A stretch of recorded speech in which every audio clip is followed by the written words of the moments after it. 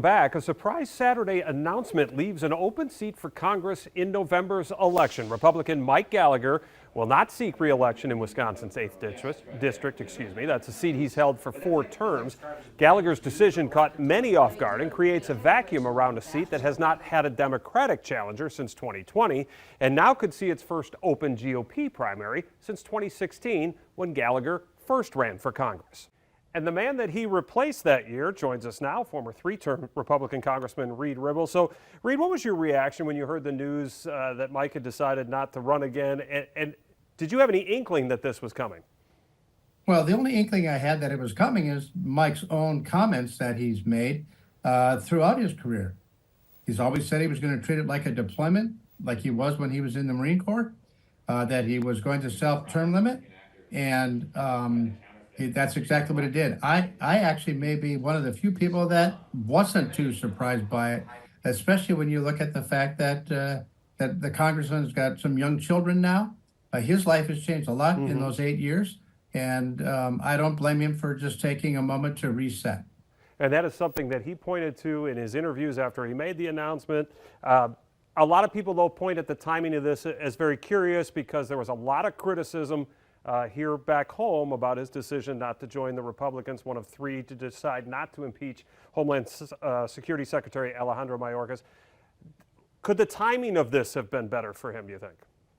Oh, I think the timing could have been better, possibly, but I also don't think that the timing of it is necessarily suspect either. I mean, you have to give if you're going to be stepping out, you have to give the new people, whoever they're going to be, the new candidates that are running for those spots, some time to do the fundraising that's necessary and the campaigning that's necessary. So there's no real good time to say I'm not going to run.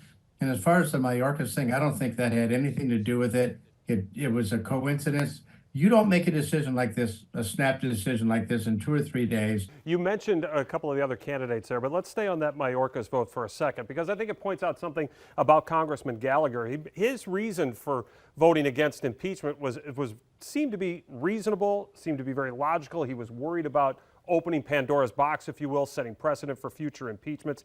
He has been a voice of reason, Reid, in that office, right? And you could point to any number of things. For example, the speaker drama. He was very outspoken about the way that played out and that it should not have played out that way.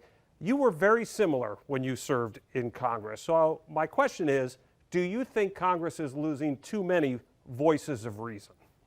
Yeah, I do. I mean, I think it's there's a dysfunction level there that pragmatic people like Congressman Gallagher, they get frustrated as well. I mean, you don't feel like you're getting anything done. There's so many drama queens in Congress right now that it feels like nothing is happening. And they work really hard on all these messaging bills. And you even take the Mayorkas impeachment, nothing was going to happen. Even if they impeached him in the House, they wouldn't convict in the Senate. He'd be able to claim total exoneration, just like Donald Trump did. And at the border, nothing changes. All right, so given that atmosphere, how would you go about recruiting someone to step into that and fill the void left by these people that are leaving, who have voices of reason, can be pragmatic, can reach across the aisle, can work to get things done? How would you recruit in this environment?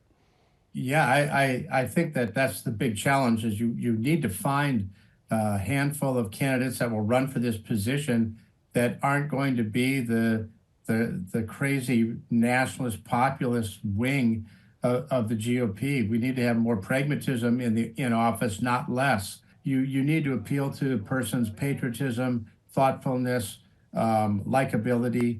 Those are the things that would allow somebody to win, and those are the types of characteristics that make somebody effective in Congress. So for people who may be replacing him, we only know of one so far. That's former State Senator Roger Roth from Appleton. He declared just shortly after Mr. Gallagher's announcement. And in his statement declaring that he would run, Reid, he said, quote, "I'm proud to support President Trump as we reclaim the White House," end quote. There was more there as well. Another possibility has been mentioned is the 26-year-old Ripon native Alec Bruzewicz. Now, he's a supporter of Donald Trump and an online personality. He was extremely critical of Mike Gallagher's decision not to impeach. So the question for you, does a GOP candidate for this seat have to align themselves with the former president in order to win the 8th congressional district? No, no, certainly not to win the district. They might have to align themselves to win a primary. And when you think of Bruce, if you want to actually almost guarantee a Democrat winning the 8th congressional district, make him your nominee because he won't appeal to suburbanites. He won't appeal to the people living inside Green Bay and Appleton. He's not going to draw any independent voters to his side. Roger Roth, in this regard, much more thoughtful, much more pragmatic, and better known. You don't need a carpetbagger coming from outside of the state, even though he grew up in Ripon. Currently lives in doesn't Florida. live here Just to now. clear, yeah, he currently lives in Florida. That hard right mega crowd, they're all about grifting and fame, and I don't really think he's going to run. I think he just wants the attention, and so he'll take the attention while it's available. But I think there's probably going to be 5 or 6 people in that primary before this is all over. Okay. So you held the seat for 3 terms, as we mentioned. Mike Gallagher has served for 4 terms, and he's won those 4 terms rather handily in his election. In fact, the man that you beat back in 2010, Steve Kagan, is the last Democrat to hold the seat in the 8th congressional district. And when he won in 2006, that seat had been vacated because Mark Green decided he was going to run for governor. The seat is vacated now. Can a Democrat win in the 8th district? Sure. A Democrat absolutely can win in the 8th district. It would have to be somebody kind of in the mold of former Congressman Ron Kind, Okay. who just recently retired, a more pragmatic, centrist type of Democrat. And so they can, although the district has trended red, particularly in the rural areas of Wisconsin's 8th district. And Donald Trump won this with double digits. So that I think the only way that a Democrat wins is if in the primary voters pick the worst possible candidate, which sometimes the Trump crowd is prone to do. We've seen that all over the country.